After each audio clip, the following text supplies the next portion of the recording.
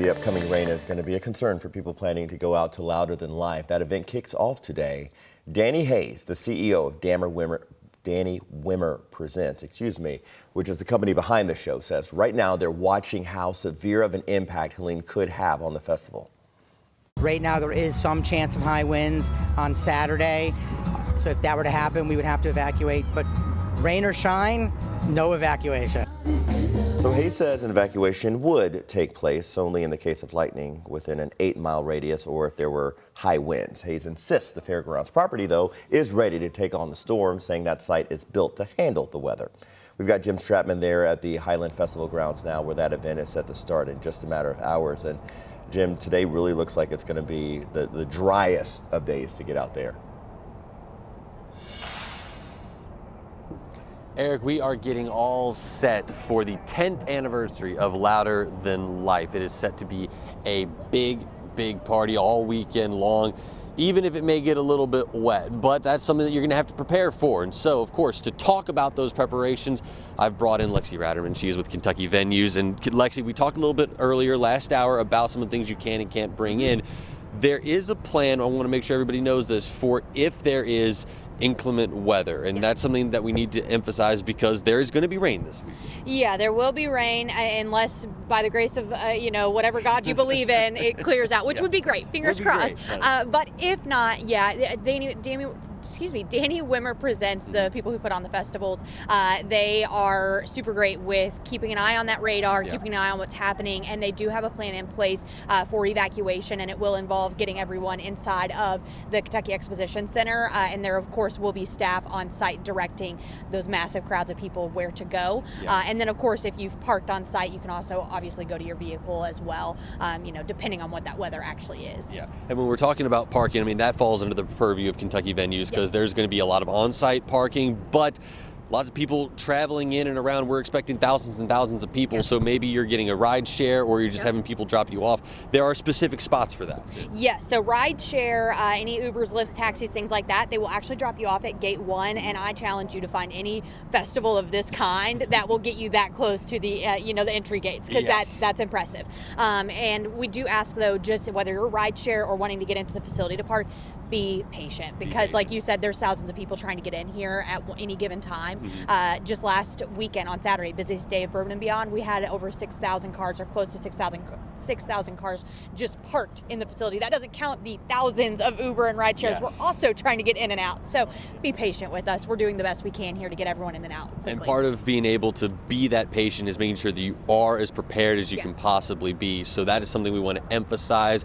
We know that there's going to be some weather impacts probably Friday into Saturday, so prepare for those. Make sure you're ready to go, because ultimately this is going to be a very fun festival for people to come out. Lots of great bands going to be taking the stage. We're going to talk more about that coming up here in just about 30 minutes. Eric? All right, solid reporting. And speaking of fun, it's always good to see, let people see just how tall Jim Stratman actually is. That interview definitely showed that. Jim, thank you. According to the festival's frequently asked questions page on its website, umbrellas are not allowed at the festival grounds, but you can bring ponchos and rain jackets. Just check out our full Louder Than Life guide. It's right there on our homepage.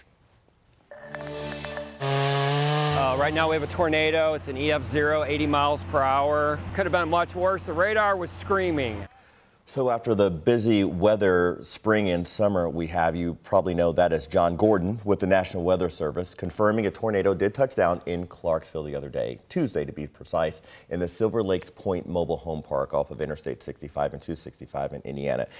It's just miles away from Perry Crossings, where another tornado touched down back in May. Now, this tornado knocked down trees and power lines, caused a lot of people in the Cementville neighborhood to lose electricity overnight, and that includes Eldina Wilson, who's lived in that mobile park for almost 3 decades. While she was out surveying some of the damage, she took a walk with our reporter, Gabriel Gonzalez, and she told him she just can't believe what she was seeing. All of this on the ground, how does it feel? Oh, it's sad. It's like, it just throws everybody out of kilter. I'm just glad that nobody was hurt, nobody's killed, and it's just an awful lot of cleanup. Wilson says that storm caused damage to the side of her trailer. She also lost power for about 24 hours.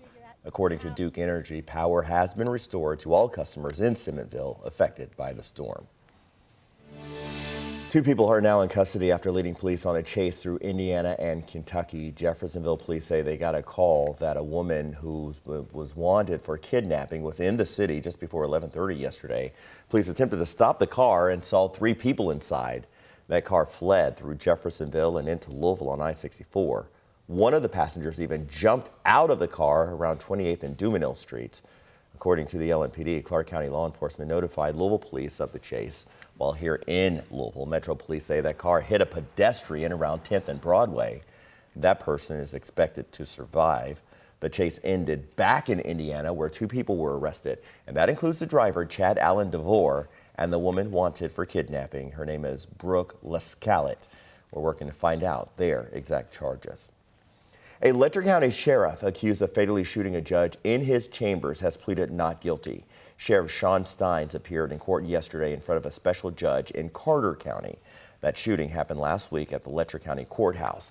Kentucky State Police say Judge Kevin Mullins died in his chambers. The sheriff turned himself in shortly after.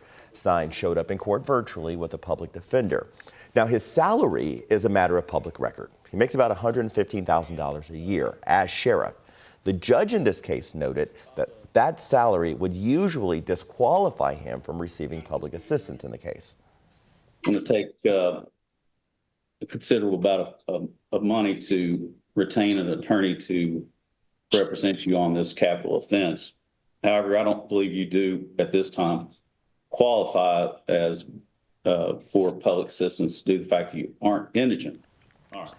The judge appointed the public defender to his case for the limited purpose of assisting Steins at his next hearing, which is set for October 1st. The judge also said the court may require him to hire his own attorney at a later date. Some of you living in the Deer Park neighborhood are calling on the city to make changes after repeated car crashes at a busy intersection of that area. It's where Norris Place and Stevens Avenue meet. And recently it's seen 2 crashes just in the last 2 weeks. Streets for People Director Chris Glasser says that issue along these roads has been going on for years. The low visibility at the hill, that creates just a confluence of a dangerous intersection. The whole corridor, essentially from Eastern Parkway at Norris all the way to Douglas at Barsham Road, is a very unsafe corridor. Glasser and those with whom we spoke who live around that intersection are pushing for increased safety and traffic calming measures like a 4-way stop. In an update, Louisville Public Works said in part, our traffic engineering department is searching their records to analyze the data to determine whether a 4-way stop needs to be installed.